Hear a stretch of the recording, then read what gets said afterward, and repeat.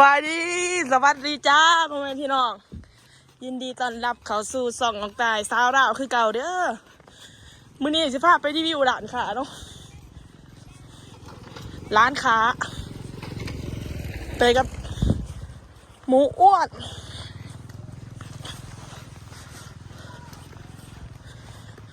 มาเบิ่งร้านค้าทางลงเนาะพี่น้องว่าสิมีสินค้ายังแน่แล้วก็มียังแน่เนาะ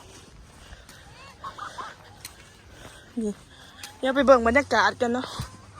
อันนี้ก็จะเป็นบรรยากาศกกกระเพาะพี่น้องนี่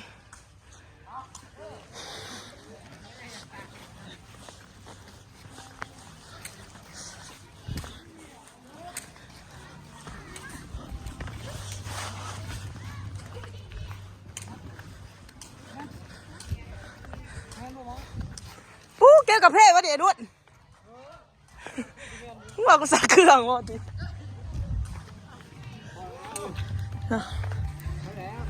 นี่นะพี่น้องร้านค้าฝั่งลาวเมื่อมาเบิ่งสินค้าเนาะว่าสิมีสินค้าแบบใดแน่ขนมนี่ขนมเนาะนี่นำข่าวจากไทยแล้วขนมเลยแค่เปิดก็อร่อยนี่เดี๋ยวมาเบิ่งพวกเครื่องใส่นะพี่น้องว่าสิมียังเนี่ยนี่มียาซาผมแล้วก็มีรสดีดักขาดบ่ได้เด้อร้านค้าตัวใดนี่ต้องใส่แล้วรสดีนี่เบิ่งร้านค้าก็บ่ได้มีอีหยังมากมายเลยพี่น้องหอยสะโดดแบบนี้มันจะมีบ่อนหอยเนาะบ่เลยแบบว่าเป็นอาหารที่รู้นะแต่ว่าลูกค้านี่เพียบย่ามบ่แรงเนาะเขาเลิกตะเข็บกับเพมาเขามาซื้อนี่เพราะใหญ่อ้วนกว่านี้มากคู่มือพี่น้องจะบ่มีโปรรุดร้านของพิเศษแต่บ่เป็นมาซื้อเลย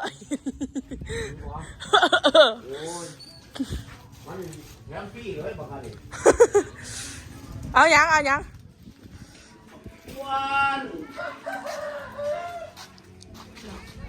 จะสิเอายังสิบ่นี่เด้เอาไปหน้าเนี่ย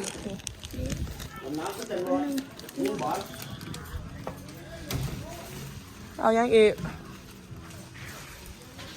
นี่บักแตงนี่เพิ่นสิคล้ายแบบนี้แล้วพี่น้องพวกเครื่องกินอันนี้คือแตงกัวแตงอันนี้ทง1 20 บาทนะพี่น้องหรือว่าประมาณ15 บาทนี่เนาะมีซองดูแบบนี้แล้วก็มีเครือเนาะเพิ่นห่อใส่ทงแบบนี้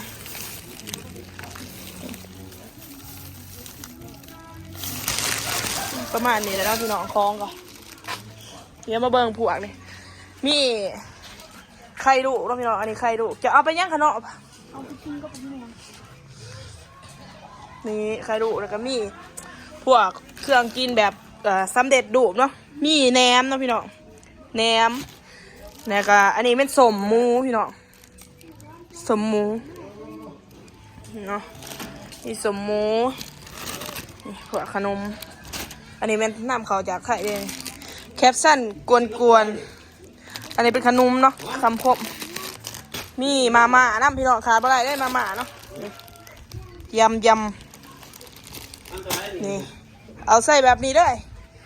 มีบักม่วงพร้อมคายบักม่วงตัวเท่าไหร่15,000บ่นี่เนาะบักม่วงมีนังพี่น้องนังแก้มเดาเนาะนี่นังฮะว่าอะไร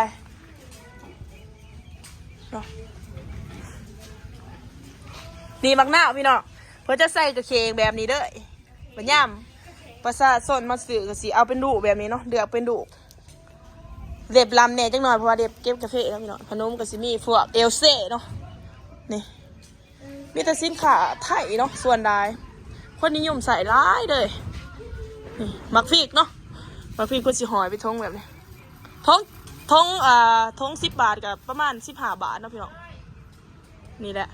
นี่เป็นพวกเครื่องใส่ในเพื่อนสีเฮ็ดแบบนี้เนาะนี่ร้านค้าก็มีร้านเดียววัดในบ้านเนาะนี่ทหารนี่เนาะนี่ม่อนหอยพี่น้องร้านเพื่อนพี่น้องง่ามากาแฟนี่เนาะ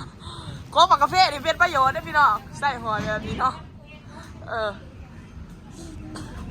หอยสนใจเนาะสั่งได้ดินบล็อกโอ้เฮ็ดบล็อกนี่เฮ็ดขายเองวะนี่เฮ็ดเอาไปขายวะนี่ โอ้ดีเนาะพี่น้องดินบล็อกอันนี้ก็ใส่สำหรับก่อเหือนเนาะว่าจะเอาหินบดบ่ฮะมาเห็นก้อนเท่าไรน่ะนี่ก้อน5,000กีบเด้อพี่น้องโอ้มีเครื่องผลิตเพาะมั้นี่อันนี้ผลิตยังนี่โรงงานบล็อกโอ้น้องพี่น้องนี่ใครสนใจสั่งได้เด้อนี่ติดต่อได้ถ้าอะไรถ้าว่ามีคนสิสั่ง0304-633-544โอ้พี่น้องนี่นะ5,000กีบเป็นเงินบาทประมาณ7-8 บาทดีมั้งว่าไหนเนาะเนาะประมาณนั้นเห็นบ่พวกไข่พวกยังเนาะพี่น้องเพิ่นจะขายแบบนี้ด้วยแบบง่ายๆนี่ของในห้างก็สิมีประมาณซ้ำนี่พี่น้องเดี๋ยวลงใต้สิซื้อแนวเขาไปกิน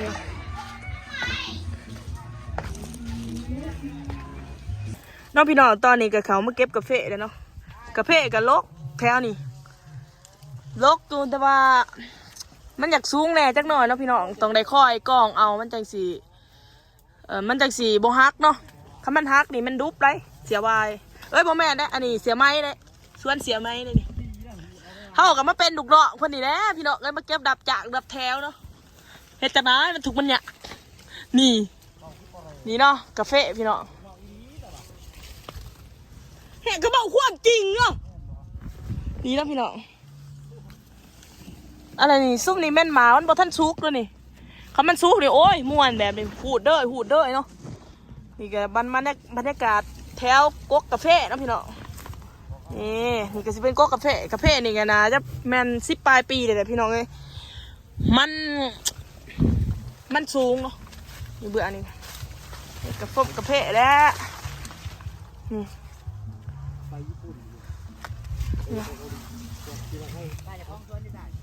โอ้จะคล้องสวน เดี๋ยวไปเบิ่งจะคล้องสวนนะพี่น้องไปเบิ่งแบบหัวหน้าเขานะพี่น้องหัวหน้าหรือว่าเจ้าหน้าเขานะพี่น้องเจ้าหน้าเนาะเดี๋ยวสิพาไปเบิ่งเจ้าหน้าก่อนเขาก็มาเป็นลูกน้องเพิ่นเนาะนี่เนาะใส่ขี่ปะกอเนาะ นี่เนาะโอ้ นี่เนาะพี่น้องวิธีเก็บกาแฟแปลว่าหัวหน้าเพิ่นว่าโอเป็นนะพี่น้องเพิ่นเป็นใบนี่เนาะพี่น้อง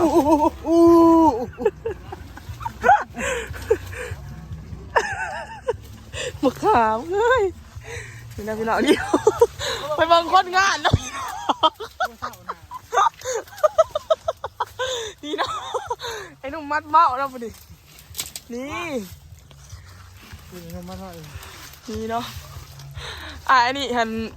แบบว่าหม้อนี่หันเป็นคนเดร่อนนะพี่น้องเดร่อนตามท่าเลยกับแบบว่าภูมิปัญญาเนาะหัวหน้าเพิ่นก็เอิญมาเก็บกาแฟน้ำเพิ่นก็ได้มาเก็บกาแฟเมากับบ่อยากทองพี่น้องเมาบ่อยากเข้าใจโอเคพี่น้องพอกันใหม่คลิปหน้าเด้อสำหรับคลิปนี้ก็สิขอเจ้าเพียงสำนี้ฝากกดไลค์กดแชร์กดติดตามเพื่อเป็นกำลังใจให้น้องตายเด้อบ๊ายบาย